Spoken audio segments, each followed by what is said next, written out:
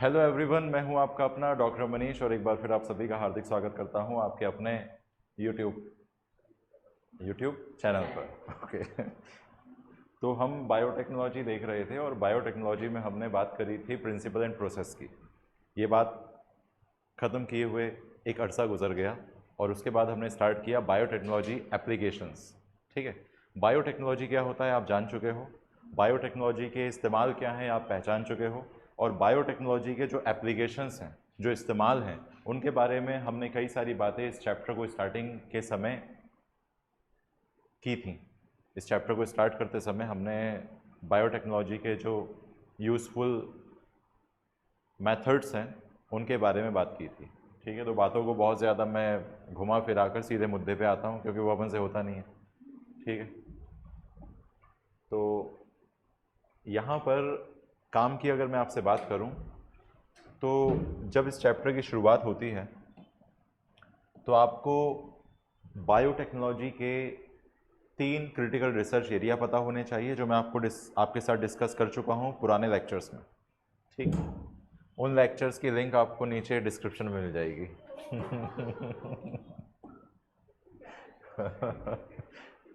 इसके बाद green revolution के बारे में आपको पता है, टोटीपोटेंसी आपको पता है, एक्सप्लाइंड आपको पता है, माइक्रो प्रोपेगेशन आपको बता दिया था, सोमाक्लोन आपको बता दिया था। ठीक है, सोमेटिक हाइब्रिड के बारे में भी मैंने आपको बताया था। ठीक है, इसके बाद हमने बात करनी होती है जेनेटिक मॉडिफिकेशन की, जेनेटिकली मॉडिफाइड ऑर्गेनिज्म की। ठीक है, अगर आपसे कोई पूछ ले कि भाई क्या होता है ये जेनेटिक मॉडिफाइड ऑर्गेनिज्म, किसे कहते हैं जेनेटिक मॉडिफाइड ऑर्गेनिज्म या किसे कहते हैं जेनेटिकली मॉडिफाइड ऑर्गेनिज्म, तो आप कहते हो कि किसी भी ऑर्गेनिज्म, चाहे वो वायरस हो, चाहे वो बैक्टीरिया हो, चाहे वो फंजाई हो, चाहे वो प्लांट हो, चाहे वो एनिमल, इस दुनिया को कोई भी लिविंग सेल। ठीक है, वायरस थोड़ा सा एक्सेप्शनल यहाँ पर इसलिए है क्योंकि वायरस लिविंग भी है, वायरस नॉन लिविंग भी है। जब तक वो लिविंग सेल में उसे लिविंग मानेंगे, जब वो नॉन लिविंग सेल में है, मतलब बॉडी से बाहर है, लिविंग सेल से बाहर है, तो वो नॉन लिविंग है। तो वायरस जब लिविंग है तो आप उसके डीएनए को मैनिपुलेट कर सकते हो, आप प्लांट के सेल को डीएनए के लेवल पर मैनिपुलेट कर सकते हो, आप एक बैक्टीरिया के डीएनए को सेलुलर लेवल पर मैनिपुलेट या उस डीएनए में किसी तरह का परिवर्तन ला सकते हो। ठीक है, ये सभी चीज़ें जिसकी वजह से आप कहीं ना कहीं डीएनए को छेड़ते हो, इस प्रोसेस को हम बोलते हैं जेनेटिक मॉडिफिकेशन। जेनेटिक मॉडिफिकेशन, तो मेरा जो आपसे कहने का मतलब है वो ये है कि आपने सेल के अंदर मौजूद क्रोमोसोम में बैठे हुए डीएनए के जीन को अगर छेड़ दिया तो कहीं ना कहीं आपने जेनेटिक मॉडिफिकेशन कर दिया, कहीं ना कहीं आपने जेनेटिक मॉडिफिकेशन कर दिया। जेनेटिक मॉडिफिकेशन का मतलब जेनेटिक लेवल पर, जीन्स के लेवल पर जाकर किसी तरह का मैनिपुलेशन करना, किसी तरह का परिवर्तन करना, जिसकी वजह से जीनोटाइप भी चेंज होगा और फिनोटाइप भी चेंज होगा। इस चीज़ को हम कहते हैं जेनेटिक मॉडिफिकेशन, और जिस ऑर्गेनिज्म में ये जेनेटिक मॉडिफिकेशन परफॉर्म किया जाता है उसे कहते हैं जेनेटिकली मॉडिफाइड ऑर्गेनिज्म उर्फ जीएमओ। तो आपसे कोई पूछ ले कि जीएमओ क्या होता है तो आप बता देना कि जीएमओ क्या होता है। ठीक, इसके बाद जेनेटिक मॉडिफिकेशन आपने अगर किसी प्लांट के साथ किया हो, जेनेटिक मॉडिफिकेशन अगर आपने किसी प्लांट के साथ किया हो तो प्लांट में आप किन किन फीचर्स को आता हुआ पाओगे जेनेटिक मॉडिफिकेशन के बाद, इन पर भी हमने बात कर ली थी। लास्ट लेक्चर में हमने बात करी थी कि आप प्लांट को एबायोटिक स्ट्रेस को टॉलरेट करने लायक बना दोगे, आप प्लांट को पेस्टिसाइड इंसेक्टिसाइड पर कम निर्भर रहना सिखा दोगे, आप कहीं ना कहीं प्लांट में जो न्यूट्रिशनल वैल्यू है उसे इंक्रीज करवा दोगे, प्लांट मिट्टी से ज़्यादा मिनरल को एब्जॉर्ब करे और बेहतर पैदावार दे, बेहतर क्वालिटी की फसल दे। इसके लिए भी हम कहीं ना कहीं जेनेटिक मॉडिफिकेशन के शुक्रगुजार हैं।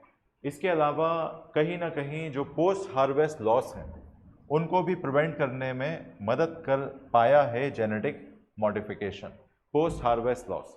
ये सभी पॉइंट्स एग्जाम में सवाल के ऑप्शंस बनकर आपको नज़र आ सकते हैं। आपसे पूछा जा सकता है कि इनमें से कौन सा फीचर जेनेटिक मॉडिफिकेशन से एक प्लांट में इंड्यूस नहीं होगा, तो इन पॉइंट्स के अलावा जो भी पॉइंट होगा वही जवाब हो जाएगा। क्लियर हो गई बात?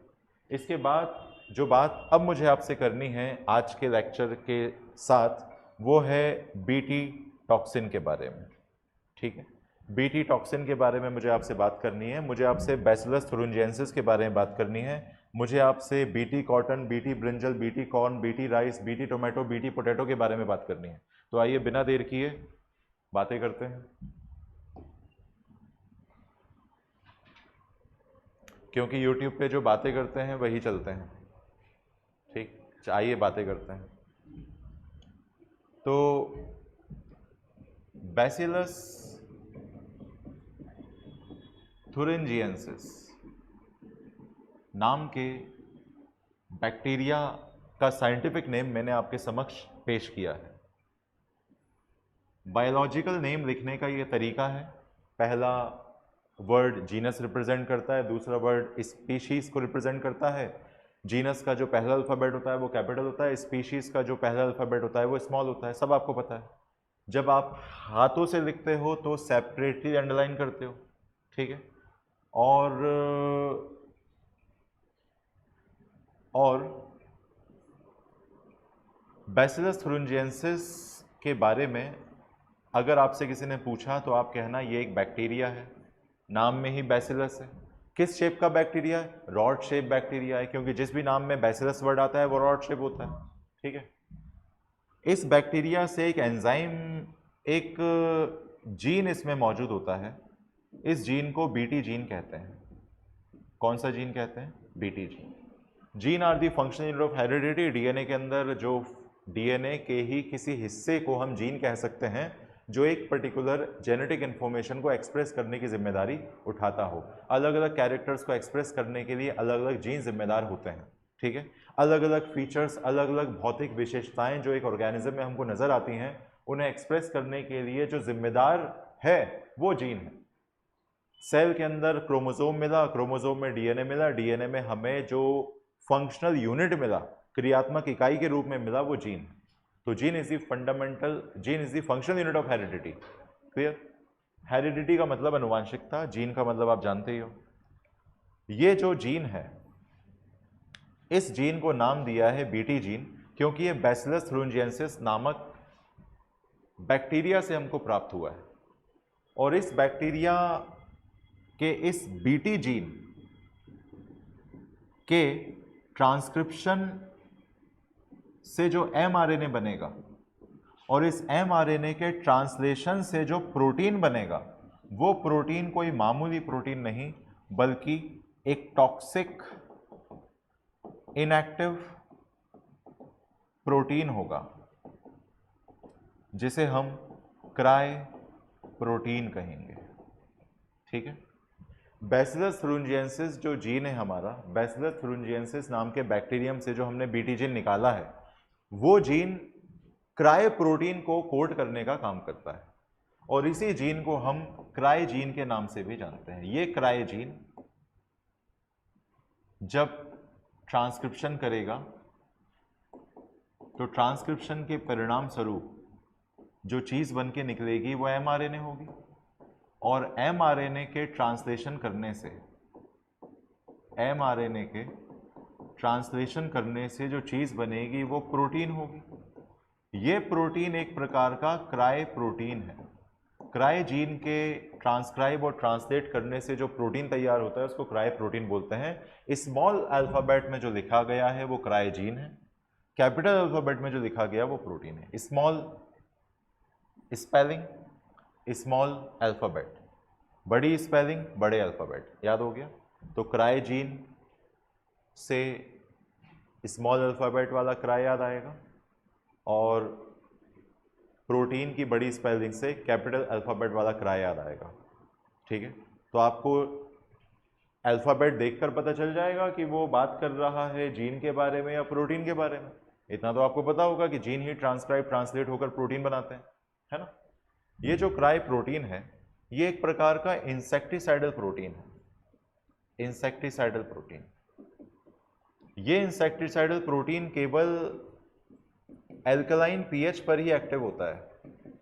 ये केवल एल्कलाइन पीएच पर ही एक्टिव होता है, ठीक है। जब कंडीशन एल्कलाइन होती हैं, जब कंडीशन क्षारीय होती है, जब कंडीशन बेसिक होती है, then only this cry protein, that insecticidal protein get activated. ठीक, कीटनाशक के रूप में ये प्रोटीन काम कर रहा है, इंसेक्ट्स को मारने का ये काम कर रहा है। ठीक है, और इंसेक्ट्स के लिए घातक है, क्योंकि इंसेक्ट्स के गट का जो पीएच है वो अल्कलाइन है, और अल्कलाइन पीएच पर ये जो टॉक्सिक प्रोटीन है ये एक्टिवेट हो जाता है, क्रियाशील हो जाता है। ठीक है, तो एग्जाम में सवाल आ गया कि क्राई प्रोटीन अगर किसी ऑर्गेनिज्म की बॉडी में बन रहा है या खुद बैक्टीरिया की बॉडी में बन रहा है, तो बैक्टीरिया के लिए जानलेवा क्यों नहीं है? क्योंकि बैक्टीरिया के शरीर में, बैक्टीरिया की बॉडी में, बैक्टीरिया के सेल में, बॉडी और शरीर वर्ड मुझे प्रयोग नहीं करना चाहिए था क्योंकि वो एक सिंगल सेल ऑर्गेनिज्म है, तो उसके सेल में ही वो एक्टिव होकर सेल को ख़त्म कर देता। लेकिन सेल के अंदर जो कंडीशन है वो एसिडिक है। प्लांट बॉडी में जो कंडीशन है वो एसिडिक है, हमारी बॉडी में जो कंडीशन है वो एसिडिक है। इंसेक्ट की बॉडी में जो कंडीशन है गट में वो एल्कलाइन है, इसीलिए ये एल्कलाइन पीएच के कांटेक्ट में आते ही एक्टिव हो जाएगा और इंसेक्ट की गट की वॉल में परफोरेशन करके उसे ख़त्म कर देगा। ठीक है, यही सारी बातें मैं आगे बताने वाला हूँ। ठीक, तो आपने एनसीईआरटी की लाइन सब थोड़ी थोड़ी देखनी है। ठीक है, कैसे ये प्रोसेस परफॉर्म किया जाता है आओ जानते हैं। BT toxin is produced by bacterium called Bacillus thuringiensis, BT for short. BT toxin gene has resistance to insect without the need for insecticide. In fact, to created a biopesticide. Examples are BT cotton, BT corn, BT rice, BT tomato, BT soybean, etc. ठीक, अब इसको समझ लो, इसको आप ऐसे समझ लो, इसको आप ऐसे समझ लो कि Bacillus thuringiensis से हमको BT जीन मिला। ये बीटी जीन जो है वो ट्रांसलेशन करके प्रोटीन बनाएगा। ये प्रोटीन क्राई प्रोटीन होगा। ये क्राई प्रोटीन इनएक्टिव फॉर्म में बनेगा। Whenever condition become basic it become activated. जब कभी भी कंडीशन बेसिक होंगी या जब कभी भी ये बेसिक माध्यम के संपर्क में आएगा, बेसिक मीडियम के कांटेक्ट में आएगा, अल्कलाइन मीडियम के कांटेक्ट में आएगा, अल्कलाइन पीएच वाली कंडीशन में जब ये बीटी टॉक्सिन काम करेगा तो ये एक्टिव प्रोटीन बनाएगा। ये बात आपको याद रखनी चाहिए। ठीक, इसके अलावा आगे अगर मैं आपसे बात करूं, वही बात यहां लिखी गई है जो मैं ऑलरेडी आपसे कर चुका हूं। ठीक, इसका एक छोटा सा फ्लो चार्ट बना के देख लेते हैं।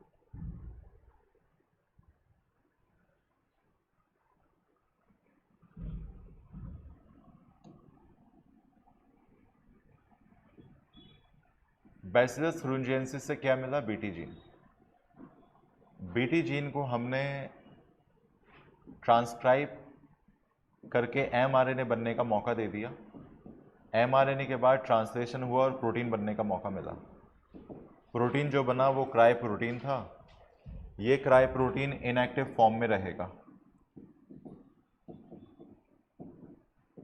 जैसे ही ये इनएक्टिव प्रोटीन किसी एल्कलाइन पीएच मीडियम में आएगा, ये cry protein active insecticidal protein बन जाएगा। कुछ इंसेक्ट्स के गट में जो कंडीशन होती हैं वो अल्कलाइन होती हैं और उन अल्कलाइन कंडीशन के संपर्क में आते ही ये एक्टिव होकर उसे इंसेक्ट की जो गट वॉल होगी makes perforation in the gut wall of insects की गट वॉल में ये परफोरेशन कर देगा और उस परफोरेशन की वजह से क्या होगा? इंसेक्ट की मौत हो जाएगी। ठीक है, मौत का मज़ा तो हर जानदार को चखना है, आज नहीं तो कल, है ना। ज़िंदगी एक किराए का घर है, इसे छोड़कर एक ना एक दिन सबको जाना पड़ेगा। DMW का ट्रेंडी सॉन्ग, DMW मतलब ई रिक्शा, DMW हम सबकी फेवरेट DMW, ठीक।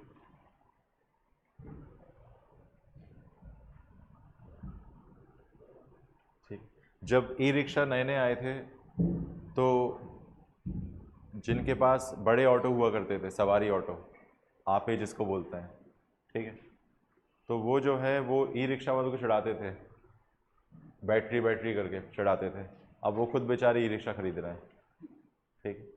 तो इससे ये साबित होता है कि जब आप नए होते हो किसी भी फील्ड में तो सामाजिक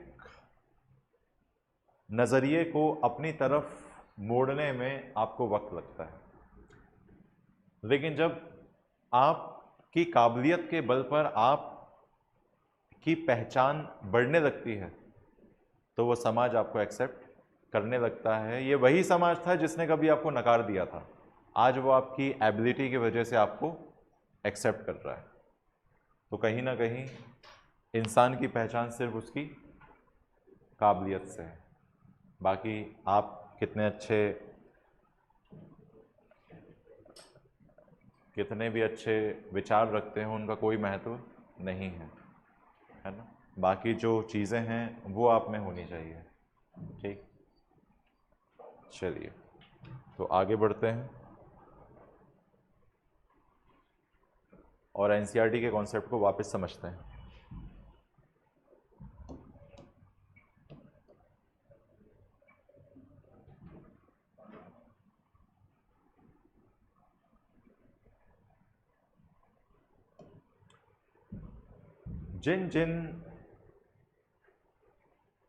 जिनको भी हम बीटी टेक्नोलॉजी की मदद से तैयार करेंगे उन अनाजों के नाम के आगे हम क्या लगा देंगे, बीटी वर्ड, बीटी अल्फ़ाबेट लगा देंगे, ठीक। किन इंसेक्ट्स को हम मेनली इनसे कंट्रोल कर सकते हैं बीटी टॉक्सिन से? कॉलियोप्टेरन्स, डिप्टेरन्स, लेपिडोप्टेरन्स, ठीक है, फ्लाइज, मॉस्किटो, इन सभी पर ये बीटी का कॉन्सेप्ट काम करता है, बीटी टॉक्सिन का इंसेक्टिसाइडल प्रोटीन काम करता है, ठीक। मॉस्किटो पर भी करता है, हाँ करता है।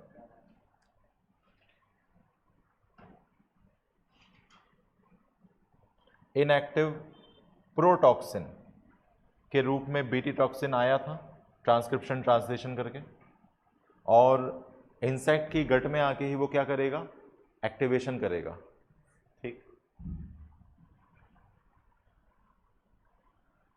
एल्कलाइन पीएच, ये एल्कलाइन पीएच याद रखने वाली बात है इंसेक्ट के गट की, ठीक है। और जैसे ही एल्कलाइन पीएच के कांटेक्ट में आकर ये एक्टिव होगा, क्या करेगा वो, इंसेक्ट की वॉल में परफोरेशन कर देगा और परफोरेशन की वजह से इंसेक्ट की मौत हो जाएगी, ठीक। इतना ही आपको यहां पता होना चाहिए। सवाल नंबर 1, बैसिलस thuringiensis में बीटी जीन क्या है? बीटी जीन एक ऐसा जीन है जो बीटी टॉक्सिन तैयार करता है। ये बीटी टॉक्सिन बनाने के लिए कौन सी कंडीशन चाहिए? गलत जवाब। बीटी टॉक्सिन बनाने के लिए कंडीशन एसिडिक हो तो भी काम चलेगा, कंडीशन बेसिक हो तो भी काम चलेगा, क्योंकि ये टॉक्सिन इनएक्टिव फॉर्म में बनता है। मैंने सवाल ये नहीं पूछा था कि उसे एक्टिवेट करने के लिए कौन सा माध्यम चाहिए, मैंने सवाल ये पूछा था कि किन कंडीशन में बीटी टॉक्सिन बनता है। आप वहीं गलत जवाब दे दिए। आई बात समझ? तो बीटी टॉक्सिन बनाने के लिए कंडीशन कोई भी चल जाएगी, लेकिन उसके एक्टिवेशन के लिए कौन सी कंडीशन चाहिए? एल्कलाइन कंडीशन चाहिए। एक सवाल तैयार हो गया। दूसरा सवाल, एल्कलाइन पीएच आपकी बॉडी में अगर होता तो क्या आपके अंदर जाकर भी ये बीटी जीन परफोरेशन कॉज करता? हालांकि उतना डैमेज हमारी बॉडी में उससे नहीं होता, ठीक है। फॉर एग्जाम्पल, मैंने बैसिलस thuringiensis को बैक्टीरियम से निकाला और इस बीटी जीन को आइसोलेट करके मैंने प्लांट्स जिनको मैं बचाना चाहता हूं लेपिडोप्टेरन से, जिनको मैं बचाना चाहता हूं डिप्टेरन से, जिनको मैं बचाना चाहता हूँ बाकी इंसेक्ट से, उन प्लांट्स के बचाव के लिए मैंने इस बीटी जीन को प्लांट बॉडी में इंट्रोड्यूस कर दिया, प्लांट के सेल के डीएनए के साथ इंटरक्रॉस कर दिया, इंटीग्रेट कर दिया। प्लांट सेल के अंदर जो न्यूक्लियस है और उस न्यूक्लियस में जो डीएनए है, क्या उस प्लांट डीएनए के साथ ये बीटी जीन भी रेप्लिकेट करेगा, अपनी मल्टीपल कॉपीज बनाएगा? बनाएगा, ठीक है। उन मल्टीपल कॉपीज बन जाने के बाद, उन मल्टीपल कॉपीज के बन जाने के बाद पूरे प्लांट में इंसेक्टिसाइडल प्रोटीन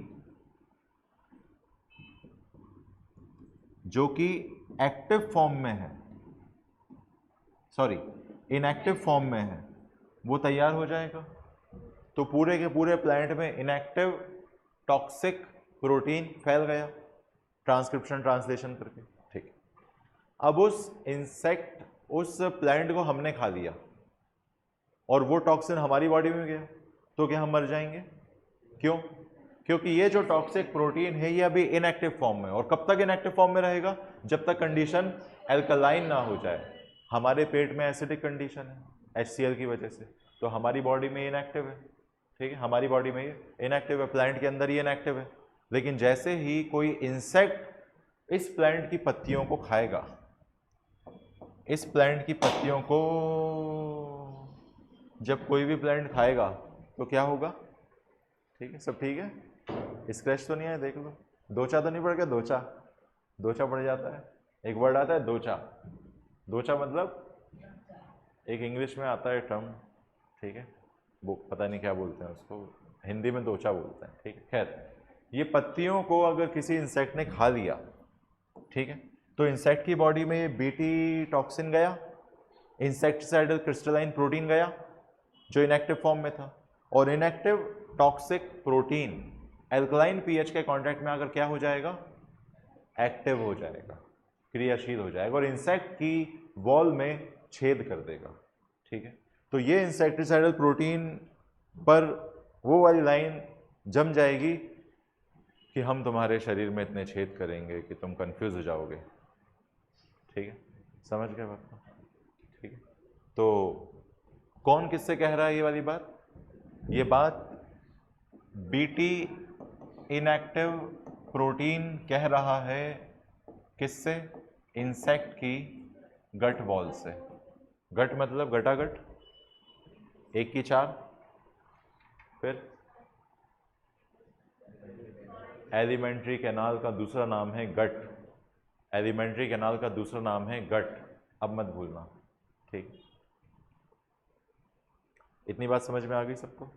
तो इस तरह से हमने सिर्फ उन्हीं इंसेक्ट को नुकसान पहुंचाया जो हमारे प्लांट्स को खाना चाहते थे। अब सवाल ये पैदा होता है, सर जो काम आपने इतनी मशक्क़त के बाद किया, वही काम आप इंसेक्टिसाइड छिड़क कर भी तो कर सकते थे, दोनों में इंसेक्ट की मौत थी, तो आपने इतना माथा बच्चे क्यों करी, इतनी पढ़ाई कर रही है क्यों बनाया? ऐसा अपन साइंटिस्ट लोगों से पूछ रहे हैं, ठीक है। तो उनका जवाब क्या होगा आपके हिसाब से? क्योंकि साइंटिस्ट तो निपट गए का ये सब इन्वेंशन करके, तो बताओ, और उनमें से हो सकता है कोई जिंदा भी हो। तो सवाल मेरा आपसे ये है, सवाल मेरा समझ में आ गया? मेरा सवाल ये है कि ये इतनी कलाकारी करने की ज़रूरत ही क्या थी? इंसेक्ट को ही तो मारना था, इंसेक्टिसाइड इस्तेमाल कर लेते, पेस्टिसाइड इस्तेमाल कर लेते, बताओ।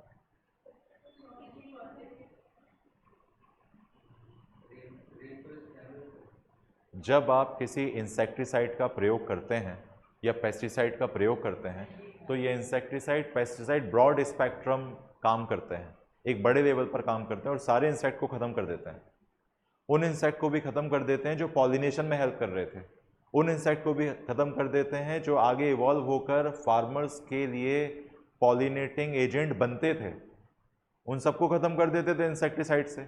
तो ऐसे करने से इंसेक्ट जो हमारे काम के हैं उनकी पैदावार, उनकी जनसंख्या कम हो जाएगी, और उनकी जनसंख्या कम हो जाएगी तो जो नेचुरल पॉलिनेशन होता है वो कहीं ना कहीं नहीं हो पाएगा, और उस पॉलिनेशन के ना होने की वजह से पैदावार पर अगेन कहीं ना कहीं फ़र्क पड़ेगा, ठीक है, और एनवायरनमेंट की साइकिल भी कहीं ना कहीं गड़बड़ाएगी, ठीक है। तो ऐसे में जो बीटी नाम का कॉन्सेप्ट है वो कहीं ना कहीं हमें इन सारी समस्याओं से बाहर निकालता है, जो समस्याएं अभी मैंने आपसे साझा की, ठीक है ना। केचुआ is called farmers of friend, ठीक है, ठीक है। तो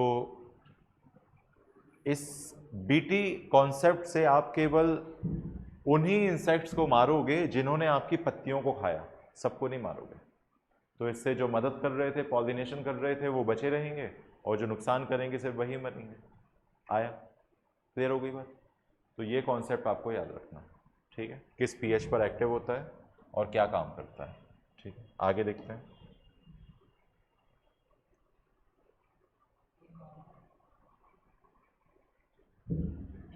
बीटी टॉक्सिन क्या है ये? कपास, very good. Specific Bt toxin gene were isolated from Bacillus thuringiensis, incorporated into several crop plants such as cotton. The choice of gene depends upon the crop and targeted pest. As most Bt toxin are insect group specific, the toxin is coded by a gene named Cry1AC, named Cry, ठीक है।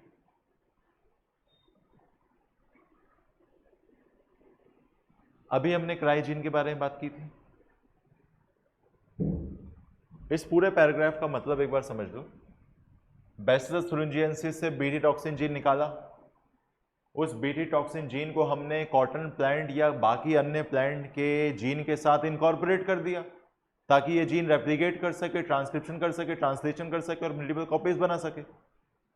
अब हमारी gene की जो choice है वो किस पर डिपेंड करती है? मतलब किसी भी बायोटेक्नोलॉजी में जब आप किसी जीन का चुनाव करते हो, किसी जीन को जब आप चुनते हो, तो आप क्रॉप को भी देखते हो, आप जिस इंसेक्ट से उस क्रॉप को बचाना चाहते हो उस इंसेक्ट के बारे में भी आपको पता होना चाहिए, और कहीं ना कहीं ये जो टॉक्सिन्स होते हैं ये स्पेसिफिक होते हैं। एक पर्टिकुलर टॉक्सिन एक पर्टिकुलर पेस्ट के लिए काम करता है, एक पर्टिकुलर इंसेक्ट के लिए काम करता है। बात समझ में आई? यहां पर जो इंसेक्टिसाइडल टॉक्सिक प्रोटीन है, जो इंसेक्टिसाइडल टॉक्सिक प्रोटीन है, जो इंसेक्टिसाइडल टॉक्सिक प्रोटीन है, ये इंसेक्टिसाइडल टॉक्सिक प्रोटीन जिस जीन के द्वारा कोड किया जाता है उस जीन का नाम है क्राई जीन, ठीक है। और इसी क्राई जीन को जब हम एलोबरेट करके लिखते हैं तो हम Cry1AC लिखते हैं, Cry1AC, ठीक है, जिसे शॉर्ट में क्राई कहा जाता है।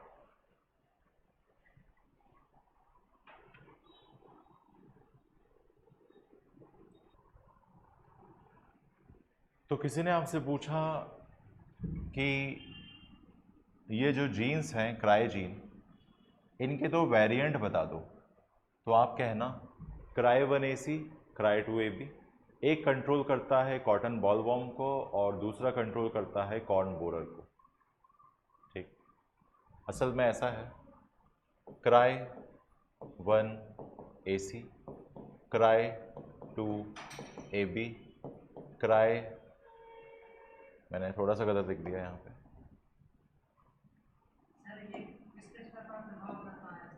है? हाँ,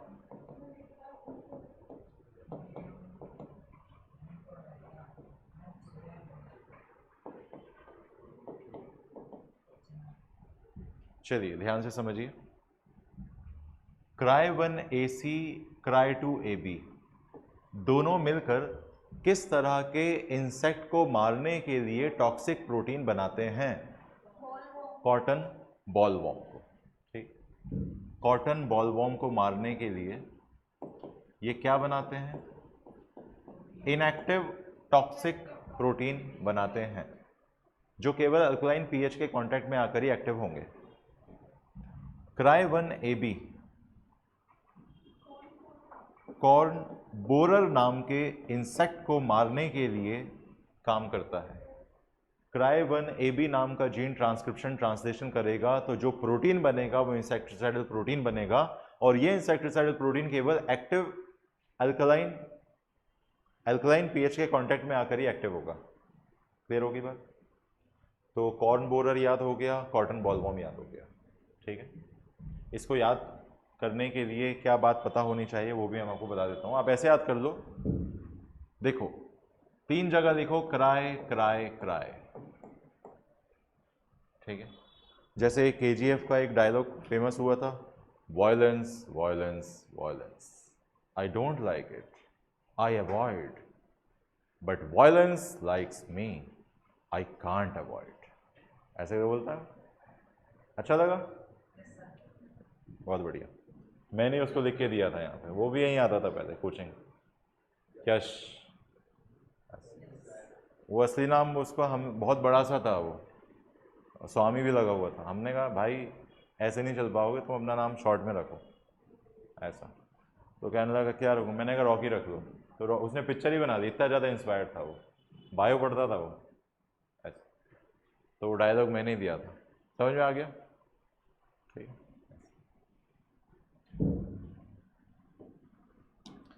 एक पुरानी सुनील शेट्टी वाली मूवीज आती थी, सुनील शेट्टी वाली मूवी आती थी, उसमें एक विलन होता था अन्ना, देखा होगा आपने, अन्ना, आगे बाल नहीं रहते थे उसके। ठीक है, वो विजय सर ही हैं।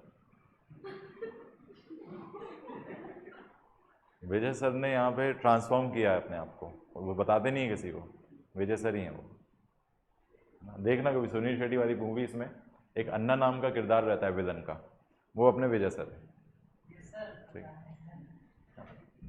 चलो आगे बढ़ते हैं, है ना। यूट्यूब पे देखेंगे कभी अपन नीट के बाद। अब इसको समझते हैं। अब हुआ क्या, क्राई 1 AB, इसका 1 पकड़ लो, क्राई क्राई क्राई कर दिया आपने।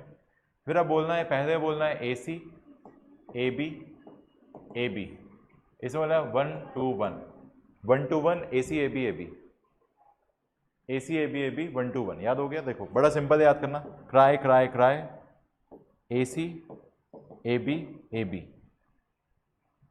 1 2 1, याद हो गया?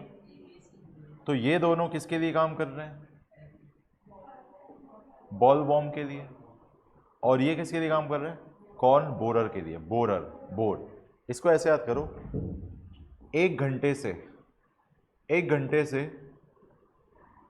इस बी को पकड़ के बोलना है बोर कर रहा है, 1 घंटे से बोर कर रहा है, 1 घंटे से बोर कर रहा है। जैसे कोई नया टीचर आया, ठीक है, हमारी एब्सेंस में कोई नया शिक्षक आया, और नया शिक्षक जो है उतने बेहतर आपको नहीं बता पा रहा चीज़ें, जो क्योंकि एक, जैसे आपने अपनी लाइफ में अगर सबसे बेहतरीन खाना, आप रोज़ बासमती खा रहे हो, ठीक है, अब आप एक दिन जो है वो 20 रुपये किलो वाले चावल खाओगे तो आपको मज़ा नहीं आएगा, है ना। आप कहोगे नहीं यार, लेकिन बासमती से ऊपर भी कुछ है, ठीक है, होता होगा, कुछ ना कुछ तो होता होगा जो अंबानी साहब खाते होंगे, ठीक है ना। अपने तो बासमती बेस्ट है, और अपनी किराने की दुकान पे, साहू जी की दुकान पे वही मिलता है अपने यहाँ, वो बड़े एटीट्यूड के साथ देते हैं, ठीक है। जब अपन बोलते भैया बासमती क्या, तो वैसे देखते हैं, ठीक है, समझ रहे हो। तो कहने का जो मेरा मतलब है आपसे वो ये है कि, कि कहीं ना कहीं जब आप एक सुपीरियर चीज़ देखते हो अपने आगे, तो बाकी सारी चीज़ें जितनी भी उससे इन्फीरियर होती हैं वो आपको इन्फीरियर नज़र आती हैं, तब तक जब तक कि उस सुपीरियर से कोई सुपर सुपीरियर आपको ना मिल जाए, समझ गए। तो ठीक उसी तरह जब कभी भी कोई जो है कोई व्यक्ति आता है, ठीक है, नया व्यक्ति, तो उसको जो है आप झेल रहे होते हो, रिस्पेक्ट के नाते झेल रहे होते हो कि चलो सर ने भेजा है, सोच समझ के भेजा होगा, लेकिन सर को तो सोचने का वो टाइम ही नहीं है, तो ऐसे में जो है सोच समझ के भेजा होगा। आप 1 घंटे से झेल रहे हो, तो आप क्या बोल रहे हैं, अरे यार 1 घंटे से बोर कर रहा है यार, 1 घंटे से बोर कर रहा है, 1 घंटे से बोर कर रहा है। तो देखो 1 घंटे से क्या कर रहा है, बोर कर रहा है, बोर, याद हो गया। असल में इस बोर का मतलब ये वाला बोर है, छेद करना। जैसे बोरिंग कराते हैं, बोरिंग में क्या करते हैं, बोरिंग में छेद कर देते हैं ज़मीन में पानी निकालने के लिए। तो क्राई 1 AC और क्राई 2 AB,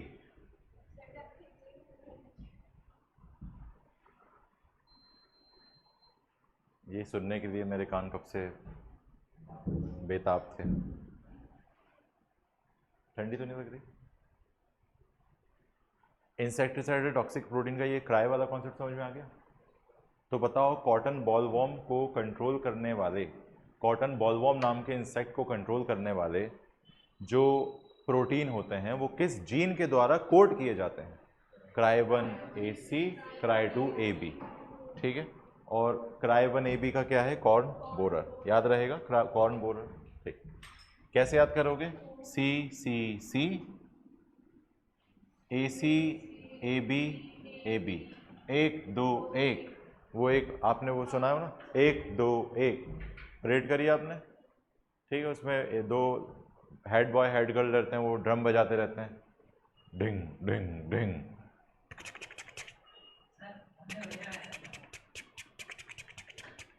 ऐसे करके कुछ बजता है, सुना होगा आपने, है ना। एक बड़ा ड्रम रहता है, बस वो बजाने में मजा आता है। पेरेंट्स बचपन में सोचते थे कि जो बच्चा ड्रम बजा रहा है वो बहुत बड़ा, तो ड्रम कहाँ है स्कूल का, ठीक है। लेकिन वो 11वीं का कॉमर्स लेके सीए की पढ़ाई कर रहा है एमपी नगर में, समझ लो। अपने अपने पेरेंट्स का एक लॉजिक रहता है, उनको ऐसा लगता है कि जो क्लास का मॉनिटर होता है या बचपन में जो क्लास में फर्स्ट आता है वही बहुत आगे जाता है। ऐसा नहीं है, ऐसा हमेशा नहीं होता, है ना, ऐसा हमेशा नहीं होता। बचपन में अपन को जो लगता था कि ये तो बिल्कुल फोड़ देगा, वो पता नहीं क्या कर रहा है आजकल, ऐसा। और बाकी अपन नीट की तैयारी कर रहे हैं यहाँ पर, ठीक है। तो ऐसा है।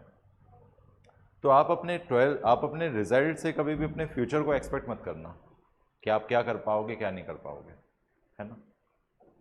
क्लास के जो मार्क्स होते हैं वो आपका फ्यूचर प्रिडिक्ट नहीं करते। फ्यूचर प्रिडिक्ट करता है आपका एंट्रेंस एग्ज़ाम, जो आप कॉलेज में जाने के लिए देते हो। क्योंकि एंट्रेंस एग्ज़ाम ही एक ऐसा रास्ता है जहाँ पे आप भीड़ को छाट कर आगे निकल जाते हो, ठीक है। ये जो बड़े बड़े टॉपर होते हैं एमपी बोर्ड में, या 80-90% वाले लोग होते हैं, उसमें से 60% लोग वो होते हैं जो रट्टू तोता होते हैं, रट रट के कैसे भी करके वो 85% तक ले आते हैं, लेकिन नॉलेज जो उनका होता है, कॉन्सेप्ट जो उनका होता है, क्लियर नहीं होता है। उसमें से 40% बच्चे ऐसे होते हैं जिनके कॉन्सेप्ट भी क्लियर होते हैं, जिनमें कुछ बात भी होती है, जिनके मार्क्स जो हैं, जो बेहतरीन मार्क्स उनके आते हैं, वो डिज़र्व भी करते हैं, ठीक। तो मेरा जो आपसे कहने का मतलब है वो ये है कि इस तरह से आपको याद हो गया कि cry1ac और cry2ab क्या कर रहे हैं, किसको कंट्रोल कर रहे हैं? कॉटन बॉलवॉर्म को। और cry1ab क्या कर रहा है? कॉर्न बोरर, 1 घंटे से बोर कर रहा है। इस तरह से आपको याद हो गया, ये कॉटन में छेद बना देता है। कॉटन में छेद हो जाएगा तो कपास डिफेक्टेड होगा, फिर कॉटन के फाइबर्स प्रॉपर नहीं बनेंगे, तो दिक्कत आएगी, ठीक।